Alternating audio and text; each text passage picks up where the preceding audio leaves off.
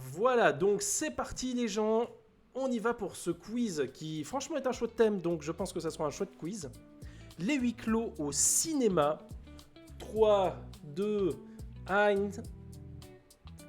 Comment s'appelle ce type? On commence par le nom de quelqu'un. Alors est-ce qu'il s'appelle Juste Leblanc? Leblanc, il n'a pas de prénom. François Juste, Matt Leblanc. Ah, vous êtes fort. Mais oui, mais oui, mais oui. Ce monsieur souriant, c'est juste, oui, c'est juste Leblanc. Tu auras pu mettre deux réponses juste pour celle-là. Quoi? Non. Non, parce qu'il y a quand même une réalité véritable qui fait que c'est juste Leblanc, il a un prénom. On se souvient de ce personnage. C'est les bronzés font du ski? Non. Mais c'est dans le même genre. C'est le dîner de con. Exactement. Bravo Bog. Le dîner le con avec un échange où il doit appeler Juste Leblanc et l'autre dit... Enfin, comment il s'appelle? Il s'appelle Juste Leblanc. Ah bon, il n'a pas de prénom? Mais non, il s'appelle... Je viens de vous dire, il s'appelle Juste Leblanc. Et l'autre ne comprend pas, puis il dit, votre prénom, c'est François, c'est juste. Et ben lui, c'est pareil, c'est juste. Et c'est incompréhensible, et c'est cool. Voilà, voilà. Après, c'est un film que je n'ai pas vu depuis longtemps. Qui a été le plus rapide? Et c'est Cinéma Archiviste qui prend la tête, qui a été très rapide, suivi de près de CC Surprise. Et Alistair, 3ème position, Guilic derrière. On va y aller. Je déteste ce genre de... Ça me cringe tellement, ça m'étonne pas du tout de toi. Deuxième question, pourquoi ces gens se cachent? Car dehors, c'est la purge. Car dehors, il y a des zombies. Car dehors, il y a des aliens. Car dehors, il y a une explosion... Il y a eu une explosion nucléaire. Oui. Alors, vous, les zombies et les explosions nucléaires, non, pas du tout. Est-ce que vous avez le film? Le film, c'est 10. Ouais, Cloverfield 2. 10 Cloverfield Lane. Franchement, bon souvenir de ce film. Souvenir que j'avais bien kiffé et que j'avais trouvé le principe du truc très très cool. Et intéressant en plus de faire genre un film numéro 2 à partir d'un concept comme ça. Ah, je ne l'ai pas vu. Ah bah, il est très cool. C'est une meuf qui est enfermée, qui se réveille enfermée dans un bunker. Et le propriétaire du bunker ne la laisse pas sortir. Parce qu'il dit qu'il y a des aliens dehors. Et toi, tu sais pas si c'est vrai ou pas. Mais en même temps, vu que c'est Cloverfield 2, t'es quasi sûr qu'il y a des trucs dehors. Mais en même temps, le film, il joue avec ça. Et je le trouve du coup assez malin. Parce qu'il y a eu un étrange brouillard, non? Et les aliens, ils ne savent pas au début. Ah, je vais pas aller plus loin. Le 3 n'est pas relié. Sombre histoire de production. J'avais bien aimé le 3. Enfin, j'avais trouvé le 3 plutôt sympathique. Le 3, c'est encore pire comme concept. Je me souviens plus exactement du 3. Je me souviens des sentiments que j'avais. Je me souviens que la fin, j'avais trouvé plutôt cool. Et que dans l'ensemble, ça se passe dans l'espace, quoi. Le 3 n'est pas relié. Ouais. Allez. Du coup, c'est CSS qui prend la tête. On passe à la prochaine question. C'est parti. Pourquoi il est triste, Pierre Bacry? Beaucoup de cinéma de français au début. Hein. Il a perdu sa maman. Sa copine l'a largué. Il a foiré le gratin qu'il préparait. Son fils Lucien est un con.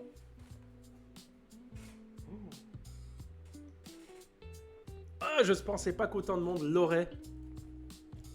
Vous avez ce film, Un air de famille, oui. J'avais la VHS quand j'étais gamin. C'était un film que je regardais des fois quand j'étais gamin. Et c'est drôle parce que je regardais parce que ma famille m'avait dit c'est trop drôle. Du coup, moi, je regardais ça. Mais je trouvais pas ça très drôle. Mais en même temps, gamin, je me disais mais mes parents m'ont dit que c'est drôle. Donc forcément, c'est que c'est drôle. Et du coup, je cherchais vraiment les trucs qui étaient drôles dedans. Et des fois, ça marchait. Ah, il y a Romu. Et ben, rejoins. Le lien est épinglé en haut. Dis-nous quand t'as rejoint, comme ça je lance la question suivante. Donc ouais, Un air de famille, en vrai c'est une comédie très sympathique que du coup j'ai revu plus tard et que j'ai beaucoup mieux compris que quand j'étais jeune. Quand j'étais jeune, je me souviens vraiment, en fait l'image que j'ai le plus de ce film, c'est quand la maman arrive, elle fait des petits pas et elle dit qu'elle doit aller faire pipi.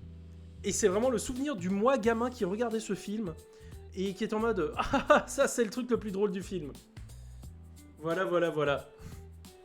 C'est le début, tu n'as pas trop loupé de questions. Exactement, tu en as loupé 3, donc ça va. Je peux pas, je coupe des légumes en vous écoutant. Aïe. Eh ben, on va passer à la prochaine question. Tu pourras écrire dans le chat, mais en vrai, ça sera plus simple de juste cliquer sur un bouton pour répondre pour répondre à la bonne réponse. Et c'est Guilic qui prend la tête, qui est sur une série de 3 bonnes réponses, suivi de près par Alistair. On est à quelques points de différence. Ok, question suivante. C'est parti, 3, 2, 1. C'est quoi la nationalité de ces sous-mariniers? Est-ce qu'ils sont français? Ça se sait. Est-ce qu'ils sont allemands? Ça s'entend. Est-ce qu'ils sont américains? C'est certain. Est-ce qu'ils sont bruxellois? Ça se voit.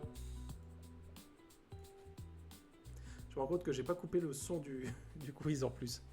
Alors, est-ce qu'ils sont français, allemands, américains, bruxellois? Et il y a Bog qui vous aide un peu.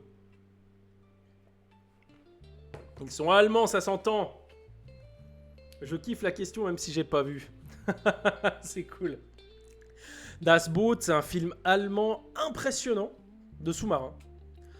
Très lent, qui raconte en fait l'histoire d'un sous-marin pendant la Seconde Guerre mondiale. C'est très lent et tu vis vraiment ce que vivent justement les sous-mariniers. C'est assez ouf. Je kiffe pas la question. J'aurais mis russe dans le doute, vu que statistiquement, ils ont plus de sous-marins. Ça aurait pu, non, mais c'est Das Boot. La musique est incroyable. La musique de ce film est un chef-d'œuvre absolu.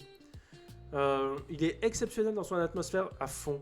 Vous avez vraiment des scènes intenses, et ça, c'est un truc de ouf. C'est de l'anti-cinéma quasiment, où on te montre pas... Non, c'est pas de l'anti-cinéma, c'est genre un code de film d'horreur, presque, où les personnages, d'un coup, ils doivent pas être détectés. S'ils sont détectés, ils sont dead, et du coup, ils vont tout éteindre et couler au fond de l'océan. Et ils doivent faire attention à pas faire de bruit pour pas être repérés par les autres. Et toi, bah, la caméra, elle sort pas du sous-marin, elle reste à l'intérieur. Et t'as juste les mecs qui attendent dans le silence, sans bouger. Donc c'est vraiment l'absence totale d'action. Et c'est les moments les plus intenses du film. Et tu pries pour eux pour qu'ils soient pas repérés, parce qu'ils sont repérés, c'est la merde, etc. Je me souviens que ces scènes sont impressionnantes. De faire jouer de l'intensité justement sur le fait de 1, qu'il n'y ait pas de mouvement, 2, qu'il n'y ait pas de bruit, 3, qu'il n'y ait pas d'action, qu'il n'y ait rien de tout ça. Je trouve ça trop cool comme concept. Enfin voilà. C'est comme le film d'horreur avec les créatures qui se repèrent au bruit. Ah, je l'ai pas vu celui-là. Mais effectivement, et je trouve ça, c'est un code de film d'horreur de base, un peu. Le fait justement d'essayer d'être le plus discret possible, et puis d'un autre côté, le film en échange, il te montre pas la menace. Tu sais pas où elle est la menace. Et ben Das Boot, c'est un peu un film d'horreur du coup. Dans ce sens-là, c'est marrant. Voilà. Alors, qu'est-ce que ça nous donne? Et ça donne CC Surprise qui reprend la première place, suivi de près par Cinéma Archiviste. Ça se dispute pas mal dans le quatuor de tête. C'est pas une mini-série? De quoi, Das Boot? Les deux, mais c'est d'abord un film. Ah, il y a une mini-série Das Boot, je ne savais pas. Mais il y a un film aussi, il me semble des années 80, 88 peut-être? Il me semble que c'est 88, mais je suis pas sûr. Enfin voilà. Ou Sans un bruit. Ouais, Sans un bruit, je sais que c'est des films. Et ça, je sais qu'Aurélien sait que c'est des films. Enfin voilà. Passons à la prochaine question, les gens, c'est parti. 5e question. C'est qui le diable sur cette photo? Pas facile. Est-ce que c'est le gardien de la paix bien sérieux? Est-ce que c'est le mec qui gueule tout devant? Est-ce que c'est le gars peinard les mains dans les poches derrière? Ou est-ce que c'est la mamie ahuri? On garde toujours un peu les rimes dans les questions. Putain, personne n'a... Alors du coup, le gardien bien sérieux et puis le gars là... Pour vous, ça fait pas trop Satan. Et ben, effectivement, c'est la mamie ahuri. Est-ce que quelqu'un connaît ce film? C'est une question difficile, ça. Je sais plus. Il était pourri, ce film. Ouais, il était vraiment nul. Ça, c'est un film qui s'appelle Devil, qui se passe entièrement dans un ascenseur. Oui, je sais plus le nom. L'ascenseur. Non, ce n'est pas l'ascenseur. Mais il y a un film qui s'appelle L'Ascenseur, qui s'appelle Das Lift, et qui est un film allemand aussi, et qui est trop bien, un film d'horreur. De 1982, il me semble, celui-là. Bref, et celui-là, du coup, c'est Night Shyamalan, le réalisateur, du coup, de Signe, de Village, de Sixième Sens, qui avait répondu, c'est la réponse qu'il a aux critiques, parce que les critiques disaient qu'il filme très bien, mais qu'il est nul en scénario. Et du coup, il a fait « Ah ouais, je suis nul en scénario. Et ben regardez, je vais faire un film où je vais juste l'écrire et le produire, mais je vais pas toucher la réalisation et vous allez voir. » Et le film est nul à Yesh. Le film est vraiment, vraiment mauvais. Le scénario est catastrophique. Voilà. J'ai vu l'année dernière, je ne m'en rappelle plus. Moi, je me souviens que t'as vraiment la grand-maman qui se lève et puis qui est en mode oh, on est censé être en mode waouh, c'est effrayant. Et en fait, le film est très mauvais. Le film est très mauvais. Shyamalan n'a pas fait du bon boulot. Voilà, désolé. Et c'est Alistair qui grimpe à la 3e place. Très bien. Dis donc. On passe à la question suivante. Il va en faire un remake, putain. On va voir. C'est quoi ce film? Prochaine question, c'est quoi ce film? Est-ce que c'est Danger in the Cabin, Fun Game, The Last Call, The Hit Trade? Vous avez pas laissé 5 secondes passer, vous avez sauté dessus. Bravo. Fun Call, vous l'avez eu à la vitesse. Je suis très content du 4e titre. Hein. Le coup de fil. T'as pas des bons huis clos? Il y a des bons huis clos, t'inquiète pas. Film de Joel Schumacher. C'est Joel Schumacher? Ou je confonds avec le pilote de Formule 1, je sais plus. Bref. Fun Game, c'est sympa. Ouais, c'est sympa, mais pas ouf. Le scénario est pas ouf. Aujourd'hui, ça fait très film des années 2000 qui marchait dans les années 2000, mais qui a quand même pris un coup de vieux. C'est bien Joël, ouais, ok, merci. Mais la réal, franchement, est pas si mal. Après, c'est une réal qui est hyper dynamique, parce que tu vois que le réalisateur avait peur qu'on se fasse chier de faire un film autour d'une cabine téléphonique, donc c'est vraiment des bam, bim, bam et tout, machin. Il y a des trucs très clichés dans le film. Mais il est pas si mauvais que ça, quoi, non plus. Il est sympa, il passe. Je le déteste de tout mon cœur, son film. Je peux comprendre aussi. Il a un côté, je pense, aussi un peu frustrant de voir un gars qui est au téléphone et tout le monde qui est en mode ouais, c'est un fils de pute, il a tué quelqu'un. Et tout, enfin bref, ça se base pas mal aussi sur du quiproquo à certains moments, enfin voilà. Et je sais qu'il y a des gens dans le chat qui détestent les quiproquos. Qui interprète Roof dans ce film? C'est juste, on avait fait un remake de ce film avec Roof dans un press play, putain, c'était il y a longtemps. Et C16 conserve du coup la première place, bravo, vous avez tous gagné des points. Ça reste quand même serré tout ça, cette histoire. Question suivante, on y va, c'est parti. De quoi cette personne risque de très vite manquer? D'oxygène, d'eau, d'électricité, d'argent. Je rappelle le thème du huis clos, et oui, d'oxygène. Et c'est d'ailleurs le titre du film. Oxygène. Sur Netflix. J'avais trouvé ça très cool, Oxygène. Je l'ai trouvé assez cool, ouais. Je l'ai trouvé pas mal cool aussi. Film pas mauvais. Ah, vous faites les critiques, c'est bien. Je suis d'accord, franchement, il était plutôt sympa. Après, c'est un réal aussi qui est pas à son coup d'essai, et puis voilà. Il avait pas une fin chelou. Ouais, je me souviens pas de la fin. Je me souviens qu'il y avait des très bons trucs et qu'il y avait des moins bons trucs. Mais que dans l'ensemble, ça fonctionnait plutôt bien.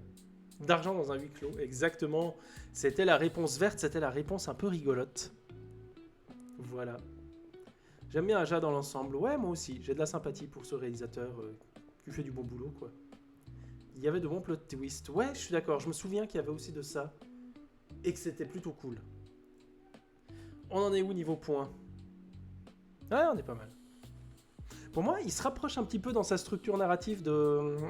Ah, je sais plus, le film avec Jack Gyllenhaal dans un train. Et qui boucle dans ce train. Je l'ai pas mis du coup, il aurait pu aller en huis clos.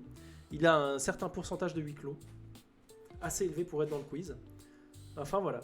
Source Code, voilà, merci. Source Code, qui est un excellent film. À condition qu'on arrête le film avant les 5 dernières minutes, qui gâche tout. C'est vraiment... Tu vois que le film était bien pensé, bien structuré, et que d'un coup, les producteurs, ils ont fait non, la fin, on veut que ce soit ça. Et du coup, on t'a rajouté un truc hyper mièvre qui est un sup, et c'est dommage. Voilà. Et C16 garde la tête avec 7 bonnes réponses d'affilée sur 7 questions. Bravo. On passe à la question suivante. C'est parti. Comment finit ce couple? Est-ce qu'ils partent ensemble heureux au Canada? Est-ce qu'ils se marient à d'autres mais s'aimeront toujours? Est-ce qu'ils écrivent un livre sur comment surmonter ses problèmes de couple? Ou elle lui coupe un pied et lui, il lui fait bouffer son livre en feu? Oh là là! Vous connaissez vos classiques, c'est bien. Bon, Archiviste, ça m'étonne pas, parce que t'as un podcast sur le sujet, et je pense que vous en avez parlé et reparlé de ce film, que je n'ai pas vu depuis hyper longtemps d'ailleurs. Jamais vu, c'est une adaptation de Stephen King. J'ai 3000 points d'écart avec le suivant. Ça va aller. J'ai du mal avec l'acteur de Source Code, j'ai pas accroché, je peux comprendre. Là, on est face à Misery, effectivement. J'avais lu le livre que j'avais trouvé très chouette. J'avais vu le film que j'avais trouvé un peu moins chouette, mais quand même cool. Il est moins trash le film. Le livre, il y a un côté plus violent. Mais l'actrice, elle est vraiment incroyable. Enfin voilà. Le duo fonctionne bien. Et puis le film a vraiment ce côté kitsch des films de cette époque-là. Et puis c'est une adaptation de Stephen King. Donc j'ai un petit peu d'amour pour les adaptations de Stephen King de base, quoi. C'est vraiment les films d'une époque, quoi. On a fait un épisode dessus. Il a la 6ème place de notre classement. Incroyable. Est-ce que tu peux nous donner le lien de ton podcast Archiviste du cinéma s'il y a des gens qui sont intéressés? Parce que vous avez un podcast sur les adaptations des films de Stephen King. Donc si à un moment donné, entre deux questions, tu as le temps de renvoyer le lien, franchement, c'est volontiers. Ou juste de donner le nom du podcast, parce que je ne me souviens plus malheureusement. J'aime bien les acteurs de mes séries, mais j'ai peur de ne pas supporter le côté oppressant du film. Ouais, je suis d'accord qu'il est assez oppressant. Annie Wells est excellente dedans. Tu peux essayer de lire le livre. Un livre, au moins, ça se déroule plus lentement et puis tu peux arrêter plus facilement. Et voilà. Voilà, c'est le vidéo club de Castelrock. Ah, merci beaucoup, archiviste. Voilà, n'hésitez pas à aller écouter le podcast, qui est très sympathique. Et Ayla, qui grimpe, et se hisse pas loin de Cinéma Archiviste. Question suivante, vous êtes prêts? C'est parti, 3, 2, 1. 9ème question. C'est quoi ce film? Est-ce que c'est Le Dernier Train pour Busan, Snowpiercer, Bullet Train, Le Crime de l'Orient Express? On parlait de films qui se passent dans un train, et ben en voilà un. Eh mais vous êtes fort. Je vous ai mis en plus des films asiatiques pour essayer de vous faire bugger un peu. Mais non, vous accrochez sur Bullet Train. J'ai adoré ce film. Mais je pense qu'on est sur un chat de gens de bon goût ici. D'ailleurs, s'il y a des gens qui veulent rejoindre, hein, toujours, n'hésitez pas. Parce que moi, je vois tout le temps ce film se faire défoncer par les critiques Twitter et par les critiques en général même. Et j'ai détesté Bullet Train, voilà. On dirait un enfant dégénéré de Guy Ritchie et Tarantino. Et ben moi, j'ai adoré. J'adore son taf de réal. Ouais, de même. Et ben là, on est sur un live avec plein de gens qui ont adoré ce film. Moi, je l'ai vu au Festival de Locarno sur un énorme écran en plein air. Après, genre, 10 films d'auteurs hyper sérieux et très lents. Putain, qu'est-ce que c'était tellement bien. J'ai adoré ce film. Je l'ai trouvé trop bien. Je l'ai trouvé bien écrit. Il y a des trucs quand même que je trouve moins bien foutus. Il y a la gamine, je la trouve insupportable et je trouve qu'elle casse un peu le film. Mais je le trouve très intelligent sur plein de moments. Je le trouve hyper défoulant et c'est très cool. Pour le coup, j'ai mis aucun film du réal. Ah, j'ai pas vu je sais pas ce qu'il a fait d'autre. J'ai trouvé rien de Ritchie et Tarantino dans le film. Ah, moi j'ai trouvé à fond du Ritchie et pas mal de Tarantino. Les longs dialogues sur des trucs qui ont l'air d'avoir rien à voir à la base et qui amènent après sur des scènes d'action comme ça. Pour moi, ça faisait très Tarantino. Et Ritchie, je l'ai retrouvé pas mal dans la réal. Et dans son amour d'exploiter les personnages de second rôle et de leur donner une vie, un sens, et de créer de l'humour, et de faire ce mélange d'humour et d'action. Et voilà. L'acteur est tellement bon, je suis d'accord. Vu au ciné, vraiment bien rigolé. La VF est pas bien, mais sinon quel pied. Je l'ai pas vu en VF. On est ensemble, bébé, tu le sais. J'adore son taf de râle, même si je suis le seul. Moi, j'ai vraiment aimé ce film. Et puis j'ai vraiment aimé la réal justement de ce film. Je l'ai trouvé très très bien. Donc on est ensemble, les gars. Mais je pense que ça parle à un public suisse. Hein. Ça doit être ça. On en est où? Et c'est Guilic qui regrimpe à la 3ème place. Bien wesh. Et c'est 16 qui vraiment est sur un sans faute. Hein. Jusque-là, on va voir si ça continue. Alors on passe à la 10ème question. Dans cette team, lequel ne finit pas en couple à la fin? Est-ce que c'est le rebelle tout à gauche, le nerd tout à droite, le musclor en débardeur, la gothique toute de noir vêtue? Il y a un de ces personnages qui ne finit pas en couple. Et bien ouais, aux 3 qui l'ont eu, c'est effectivement le nerd tout à droite ici. Le film, c'est Breakfast Club. Très chouette film, je vous conseille de regarder. Vivement le remake avec les CFF. Ça va pas passer. Atomic Blonde est mieux, je n'ai pas vu Atomic Blonde. J'ai entendu beaucoup de bien d'Atomic Blonde. Enfin, j'ai vu Atomic Blonde se faire défoncer à sa sortie, et depuis, j'ai vu pas mal de gens dire « Putain, c'était quand même cool, Atomic Blonde », donc je suis curieux de le voir.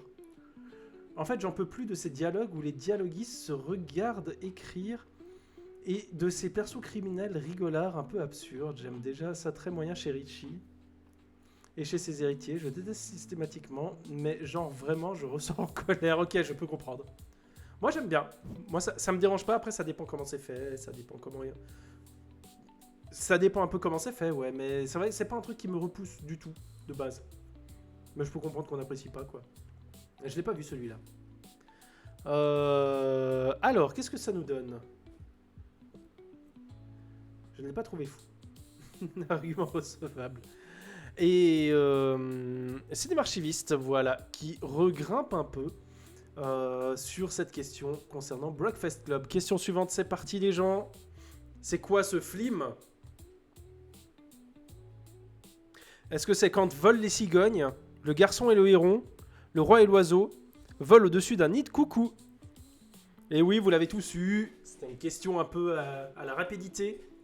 Avec que des autres films avec des piafs qui existent, hein, et qui sont tous très bien, sauf Vol au-dessus d'un nid de coucou. Moi, franchement, j'ai de la peine avec. Bizarre la version live du dernier Miyazaki. Allez. Voilà, je sais pas s'il y a des gens qui aiment beaucoup ce film. Avec Jack Nicholson, exactement. Jack Nicholson.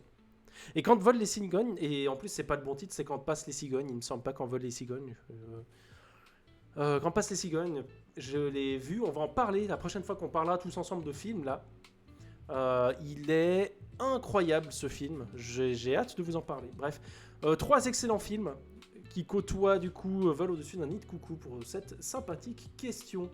Et oui, il y a Brad Dourif, c'est juste, Brad Dourif, qui commence, il me semble, sa carrière dans un asile, ça ne me surprend pas. Et tout le monde gagne des points, c'est bien. On passe à la question suivante, 12e question. Dans quoi il est, lui ? Est-ce qu'il est dans un cercueil enterré vivant, dans une boîte sur un bateau au milieu de l'océan, dans une cabane les jambes cassées, et vous l'avez tous, au lit peinard, tout ça n'est qu'un mauvais rêve. Vous l'avez vu ce film ? Buried. L'histoire d'un gars qui est enterré vivant. En plus, le film dure, je crois, 2 heures. Je crois qu'il est long pour un film, vraiment. Alors là, pour moi, c'est le film ultime du huis clos, parce que de la première à la dernière seconde, il est là-dedans. Et je crois qu'il y a genre une minute de flashback, pas plus. C'est vraiment un exercice du coup de réalisation aussi qui est assez intéressant parce que tu dois gérer la lumière pour un truc comme ça où tout le long il s'éclaire avec juste un briquet. C'est dans le noir, c'est vraiment le truc qui va de ouf. Enfin voilà quoi. Tu spoil la fin? Ouais, je compte pas la toute fin, vous verrez. Il commence et il restait dans un asile, c'est un peu ça. C'est vrai que c'est une chose qu'on ne sait pas trop, mais tous les tournages avec Brad Dourif, les gens doivent toujours se déplacer. Doivent toujours se déplacer dans l'asile dans lequel est enfermé Brad Dourif pour tourner ses scènes. Sinon, c'est pas possible. Genre, Le Seigneur des Anneaux, ça a été tourné en Nouvelle-Zélande et ça a été tourné dans le coin en Floride où il était enfermé, quoi. J'en connais un mieux, mais je sais pas s'il est dans tes futures questions. Alors, peut-être pas. Je pense que je ne le connais pas. On verra. Alors, au niveau vitesse, est-ce que ça bouge? Non. Vous engrangez les points, bravo. On passe à la question suivante, c'est Tipar. Il est où, le cadavre? Est-ce qu'il est derrière le canapé? Est-ce qu'il est dans la chambre recouverte du manteau des invités? Est-ce qu'il est dans le frigo? Est-ce qu'il est dans le coffre qui sert de table de buffet? Bien joué. On avait tourné en plus, je crois, avec Alistair, une parodie de ça, et ce n'est jamais sorti malheureusement. Avec des acteurs qui avaient les mêmes fringues et tout. Enfin, on avait vraiment fait un gros job. Et finalement, c'est jamais sorti, malheureusement. Parce qu'il y avait quelques effets à faire et la personne qui devait les faire a abandonné. Puis moi-même, j'ai abandonné le projet en cours de route, du coup, voilà. Fenêtre sur un nid de coucou.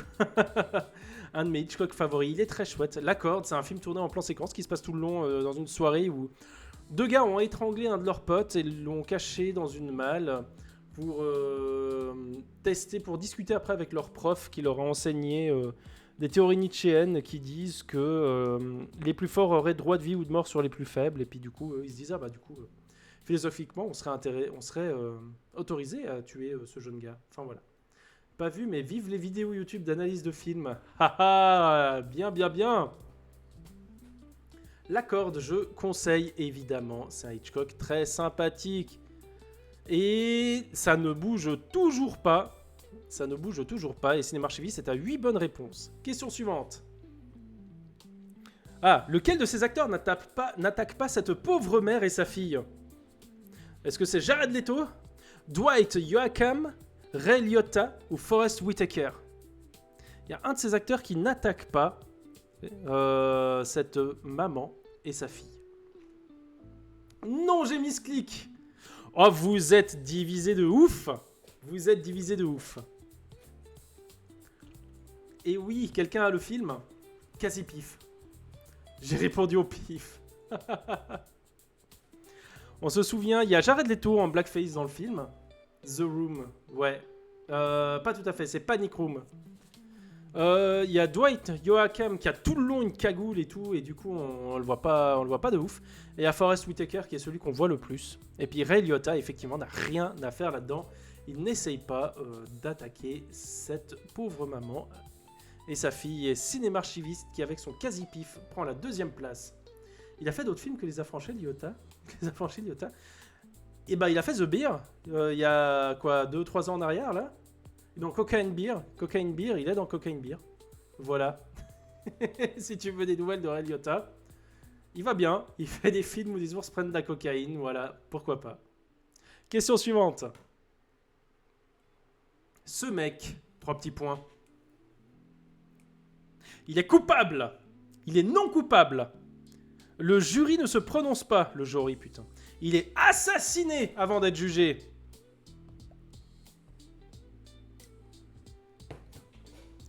Alors.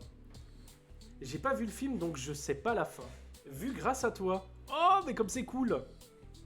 Ah merde, je viens de comprendre.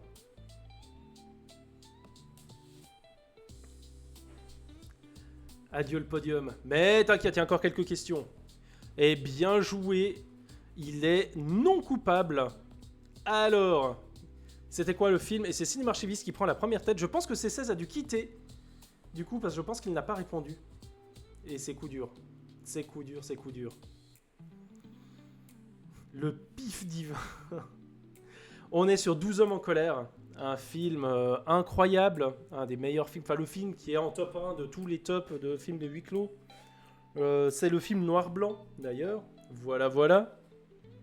Et c'est incroyable ce film. Regardez-le, c'est l'histoire de 12 gars qui doivent débattre de est-ce que le gars qu'on a vu là, il est coupable ou non d'un crime.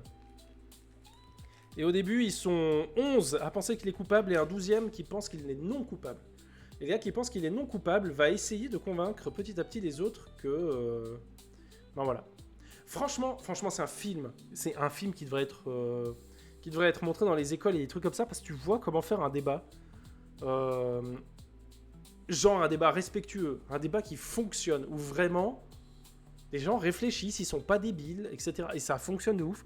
On en a tellement besoin aujourd'hui. Voilà. Peut-être qu'il était coupable et que juste ils se plantent tous à la fin. Ouais, la justice n'est pas parfaite. Mais il a été jugé non coupable, donc c'est non coupable. Point barre. Voilà. On ne peut tergiverser plus loin. Question suivante. Ah, il y a combien de passagers dans ce film en comptant tous les êtres vivants? Ils sont 7 passagers. Il y a 8 passagers. Il y a 9 passagers. Ça grimpe vite à 10 passagers. Oh, comme vous êtes un peu à débattre. Ah, c'est une question, il faut prendre le temps à réfléchir. Ah mais merde, je suis con. Attends, le chat était compté? Bien sûr que le chat il est compté. Bien sûr que le chat il est compté. L'alien c'est le 8e, pas le 9e. Exactement. Donc on fait le calcul ensemble. Il y a 7 passagers humains. L'alien c'est le 8e passager. Et il y a le chat qui est le 9e passager. Ils sont 6 gus, un chat et un alien. Et voilà. Et dans les 7 passagers de base, ils sont pas 9 parce qu'il y a un androïde. Donc on retombe à 8. Voilà. Bravo aux 2 personnes qui l'ont eu. C'était une question rude. Oh, mais oui. Ah. Je suis content de cette question. D'où un androïde, c'est... Bon, j'ai eu juste, mais c'était piège. Donc pour toi, les androïdes ne sont pas vivants? Eh non. D'où un androïde n'est pas vivant. C'est un robot, le machin. C'est un robot. Il y a sa tête qui est loin de son corps. Et on la rebranche pour la faire fonctionner. Monsieur est anti-androïde. Anti-androïde. Ça a changé ici. Non, c'est pas débattable. L'androïde est une machine, ce n'est pas un être vivant. Dans le film, il n'est pas considéré comme tel. Il est considéré comme un outil, pas comme quelqu'un. Rage quit. Et Alistair, du coup, regrimpe. Et il est juste derrière, il talonne Cinéma Archiviste de pas grand-chose. C'est quoi la vie? On va en débattre. Pas maintenant.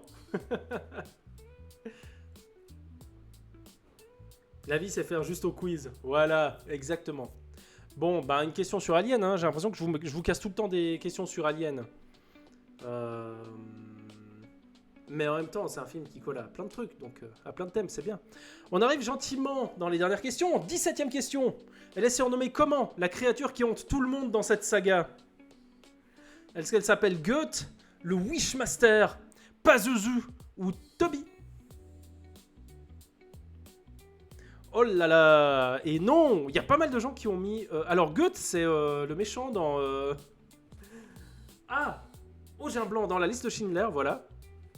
Le Wishmaster, bon, c'est un méchant de film d'horreur. Pazuzu, c'est le truc dans... c'est le truc qui prend possession des gens dans L'Exorciste. Et puis ouais, le méchant... Alors ça me fait mourir de rire quand j'ai vu ça. J'étais là, mais attends, c'est pas possible. Il s'appelle Toby. On surnomme la créature qui hante des gens et qui est censée être une entité quand même hyper effrayante, Toby. Moi, Toby, vous savez à quoi ça me fait penser? Toby, ça me fait penser aux Teletubbies. Parce qu'il y a, dans Teletubbies, il y a Toby. Et les Teletubbies, ils mangent du Toby délice. Dans quel monde ils se sont dit, vas-y, Toby? Pour moi, en plus, ça ressemble à Timmy. C'est incroyable. Et Timmy, pour moi, c'est le nom qui fait le moins peur de l'histoire du cinéma. Juste devant Toby, justement. On dirait un labrador sympa. Ouais, Toby, c'est un labrador sympa. Toby, c'est l'équivalent de Stu dans Vampire en toute intimité, quoi. Il est là, il est sympa, voilà. Mais qui a eu Toby? Et c'est C16 Surprise qui remonte grâce à cette question. Bravo. En même temps, le mari passait son temps à le chercher. Et foutre de sa gueule, c'est logique. Oui, c'est juste, c'est vrai, c'est pas con ce que tu dis en plus, Aïda. Bah bien joué, bien joué. Allez, question suivante. Avant-dernière question, c'est parti. C'est quoi le titre québécois de ce film? Est-ce que c'est Fonce, Garoche, Clanche, Bardasse? La question québécoise. Incroyable, oui, vous êtes trois à l'avoir eu. J'adore la question québécoise.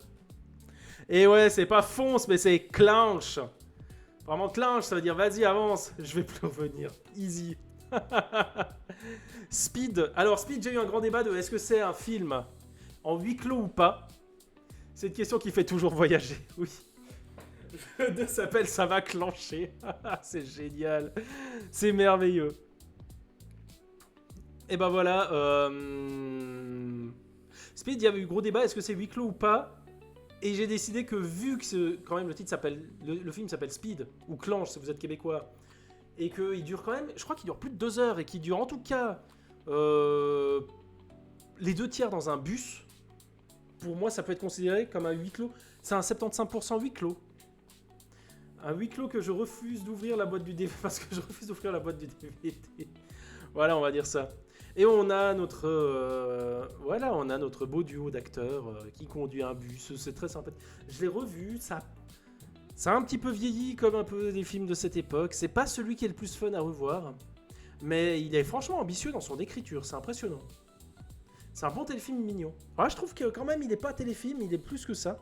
Bah, je trouve qu'il a une ambition, bah, aussi dans sa réal, mine de rien, mais dans son écriture tout particulièrement, j'étais marqué le fait qu'on multiplie vraiment les actions, les éléments qui se déroulent, etc. Enfin, il se passe beaucoup de trucs dans ce film. J'avais oublié ça quand j'étais gosse. Quand j'étais gosse, je me souvenais qu'il y avait un métro et qu'il y avait un bus. J'avais oublié qu'il y avait un ascenseur, qu'il y avait une maison qui explosait. Enfin, il y a beaucoup de trucs. Le film est généreux. Et du coup, il est assez long. Et franchement, il est cool. Il fonctionne bien, il a un bon rythme, voilà. Je le trouve plutôt cool, bien rythmé et structuré. Ouais, la structure est très cool. Dans ce cas, Les Ailes de l'Enfer, c'est un huis clos. Ouais, j'ai pensé, mais j'avais pas un assez bon souvenir des Ailes de l'Enfer pour mettre. Ouais, ça se passe beaucoup dans un avion. L'ascenseur, ça dure 2 secondes. Ouais, c'est pas hyper long, l'ascenseur. Mais ouais, pour moi, effectivement, Les Ailes de l'Enfer, il y a un truc un peu huis clos dedans. C'est pas un huis clos 100% évidemment, mais je pense qu'il est à plus que 50%, donc il aurait pu aller dans ce quiz. Même si à un moment où ils atterrissent à Las Vegas et que ça veut rien dire. Et Cinéma Archiviste reprend la première place, suivi de Alistair juste derrière. On est tout proche, ça va se jouer sur la dernière question. Est-ce que vous êtes prêts? C'est parti. C'est lequel qui survit dans toute cette team? Alors, est-ce que c'est le mec tout à gauche avec les lunettes? Le mec au milieu avec le costume? Le mec tout à droite avec la cravate? Le gars en noir un peu derrière, deuxième en partant de la gauche?